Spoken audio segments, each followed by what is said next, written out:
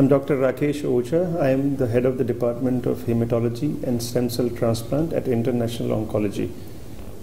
We treat a variety of hematologic diseases. These include benign hematologic diseases, malignant hematologic diseases like leukemia, and we offer highly specialized stem cell transplant services to our patients.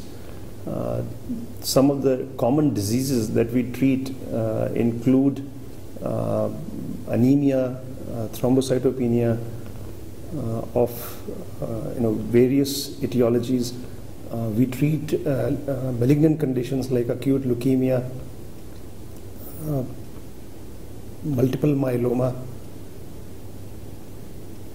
lymphoma, Hodgkin's disease, and we treat benign diseases like aplastic anemia, which are highly lethal.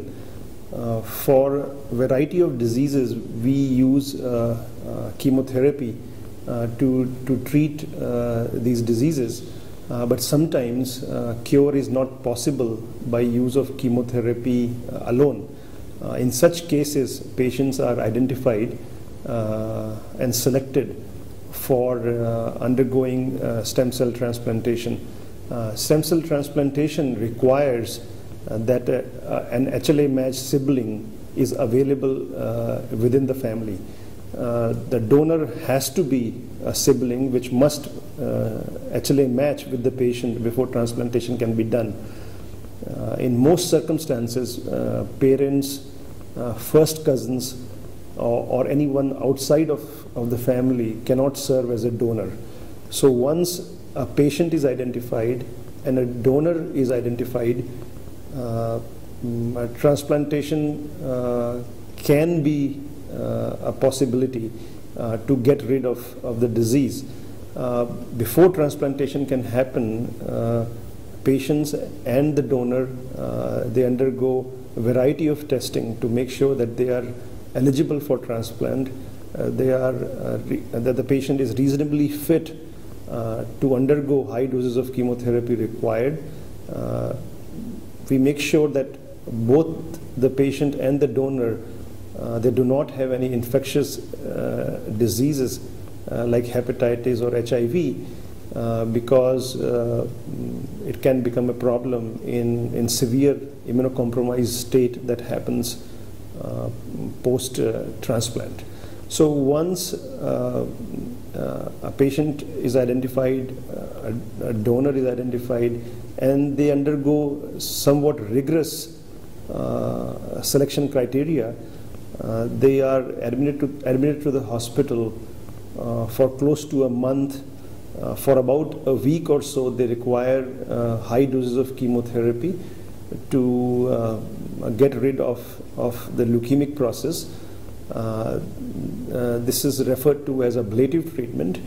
The dose that is given is fairly high, and that practically wipes out the bone marrow of the patient. In order to rescue the patient's bone marrow, we give them stem cells to the patient so that the bone marrow can recover.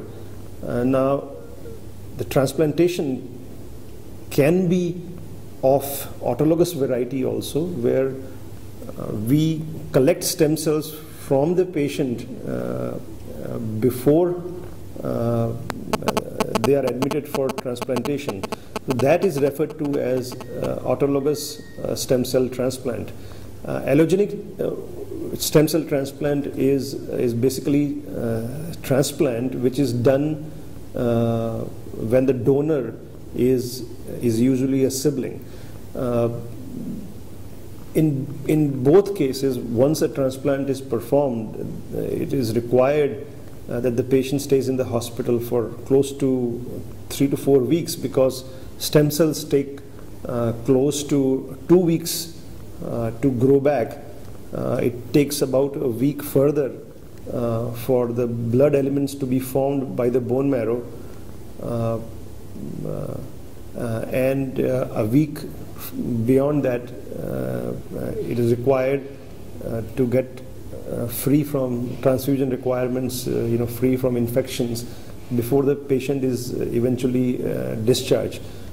Post-transplant follow-up has to be very close, at least for first 3 months, because this is a very high-risk period, and patients are at risk of getting infections and certain complications, like immunologic complications like graft versus host disease in allogenic transplants.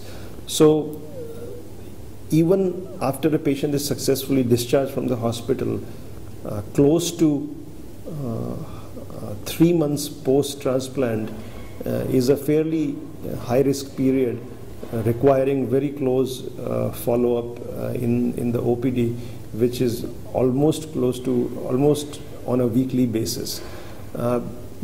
Beyond that, after first 100 days, the follow-up gets less intense.